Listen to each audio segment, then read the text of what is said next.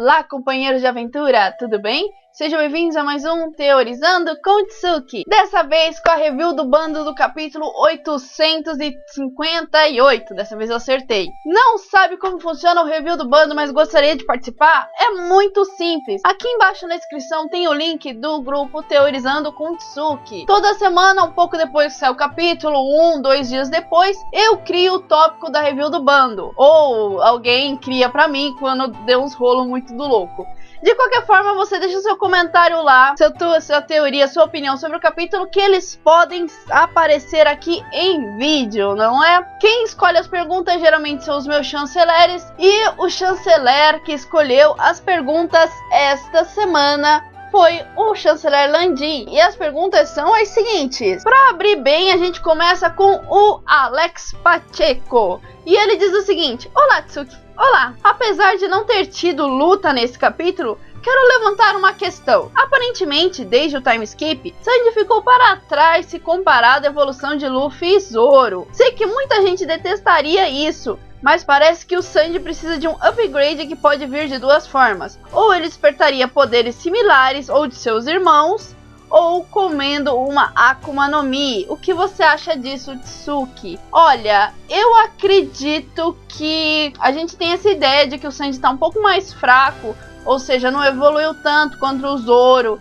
e o Luffy, porque ele não teve boas lutas, né? O cara não teve muita sorte. Ele pegou o Vergo, depois ele pegou o do Flamingo, depois ele lutou com o pai dele, mas a luta com o pai dele foi tipo blé, né? Ele desistiu muito fácil, ele não insistiu. Então, não dá pra ter certeza se ele não aprendeu tantas coisas. Só o que vimos dele foi basicamente as lutas da Ilha dos Tritões, que ali até deu pra apresentar umas técnicas e tal. Enfim, a gente ainda não sabe todo o potencial do personagem. Pode ser que ele tenha aprendido mais coisas sim, só que ele ainda não teve tempo de revelar. Então, eu não acho necessário uma Akuma no Mi, até porque ia fugir muito do personagem, as características que ele já tem e que já estão sendo trabalhadas há muito tempo no mangá. E quanto a ele despertar o poder dos irmãos, eu também acho que é arriscado o fato de que ia sair muito do personagem, ia mudar muito a característica dele. Seria uma saída fácil do Oda e sim, é possível. Mas, como você disse, muita gente detestaria isso, e mesmo eu não consigo engolir do todo esse upgrade. O seguinte comentário é do... Tá carregando, pera, gente, tá carregando.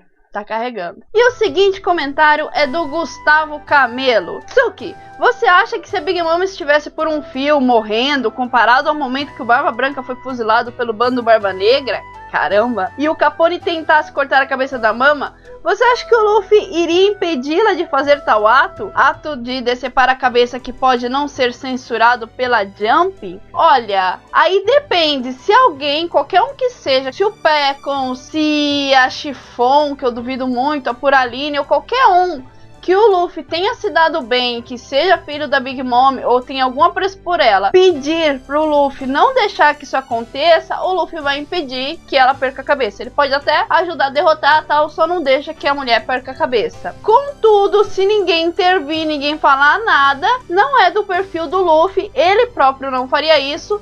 Mas eu não acredito que ele iria intervir. O Luffy não é necessariamente um herói, né? Ele fica entre um herói e um anti-herói, na verdade. Então, assim, se ninguém rogar pela vida da Big Mom e ele não tiver nenhuma, assim, apreço pela mulher, então aí eu acredito que, embora ele não goste muito desse tipo de coisa, né, de uma execução, é capaz sim dele deixar o Capone fazer o que ele quiser. O seguinte comentário é do Julian Vieira, o fã número 1 do Kid, e ele diz o seguinte: Loki e o que isso pode acrescentar no arco de Elbaf. Muita coisa boa, não é, Julian? Pra mim, um dos grandes destaques do capítulo e o tipo de dica que o Oda ama largar no ar.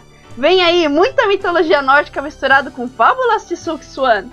Eu acredito que sim, eu tô torcendo muito, né, como eu deixei bem claro na minha última review. Eu tô torcendo que o Oda caia de cabeça na mitologia nórdica, tem muita coisa interessante que ele pode usar, muitos mitos, principalmente se ele resolver colocar um gigante como o Thor também, por exemplo, porque as histórias dos dois irmãos de gênero pactual, né, o Thor e o Loki, muitos dos mitos dos dois juntos são muito engraçados, são muito bons. Eu queria que o Oda inovasse, né, muitas histórias usam o Loki como vilão, quando na verdade ele não necessariamente era assim. O personagem, né, o Deus, é muito mais complexo do que isso. É pra isso que eu tô torcendo, né, pra que ele não seja só um vilãozinho, como a maioria sempre representa, né, e sim o grande Deus que ele na verdade é. O penúltimo comentário fica com o meu chanceler Augusto Sawami, e ele diz o seguinte: olá Tsuki, tudo bem? Tudo bem, Augusto.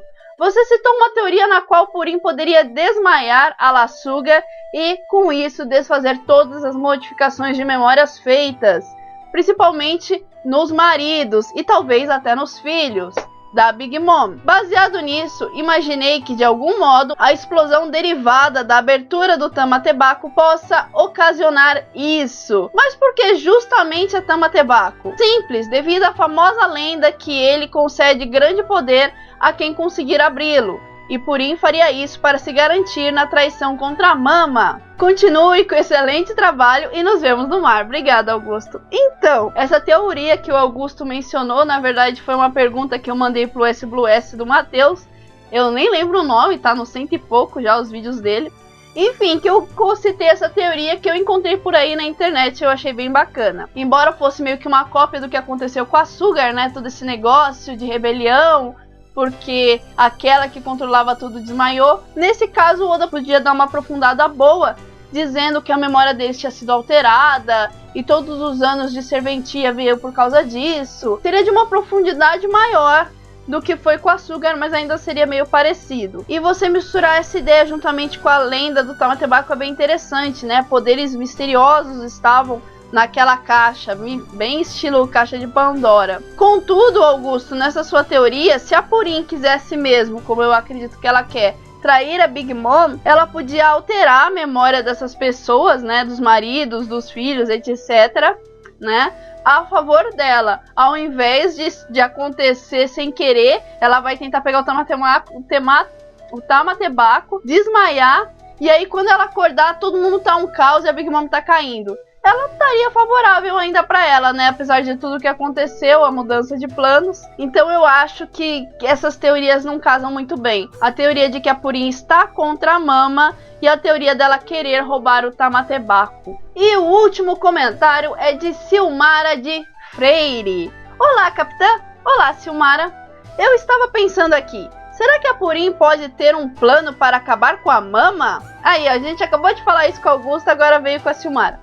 E se o plano dela acabar atrapalhando os Mugiwaras e ficar aquele clima de improviso? Você acha que isso pode acontecer? Continue com os ótimos vídeos. Muito obrigada. Sim, entre a teoria, como eu já até citei no Augusto, vamos emendar aqui de novo.